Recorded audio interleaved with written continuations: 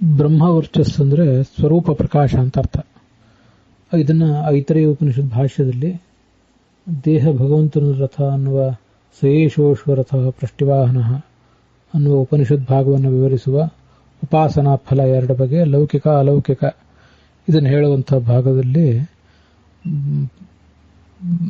ಪರಸ್ಯ ಬ್ರಹ್ಮಣ ವಿಷ್ಣೋ ವರಣಾತ್, ಪರಬ್ರಹ್ಮ ವಿಷ್ಣುವಿನ ಅನುಗ್ರಹದಿಂದ ಚೆನ್ನಾಗಿ ಅಭಿವೃದ್ಧಿ ಹೊಂದಬೇಕಾದ ಸ್ವರೂಪ ಪ್ರಕಾಶಕ್ಕೆ ಬ್ರಹ್ಮವರ್ ಚಸ್. ಬ್ರಹ್ಮ ಅಂದರೆ ಪರಮಾತ್ಮ, ಅವನ ವರ್ ಅಂದರೆ ವರ್ಣ ಅನುಗ್ರಹ. ಅದರಿಂದ ಚಿಂಚಯನೆ ಧಾತು ಕಾಣಿಸ್ತದೆ. ಬ್ರಹ್ಮಣ ವಿಷ್ಣು ವರ್ಣಾದೇವ ಸಮ್ಯಕ್ ಛಾಯಿತಂ ಸ್ವರೂಪ ತೇಜ,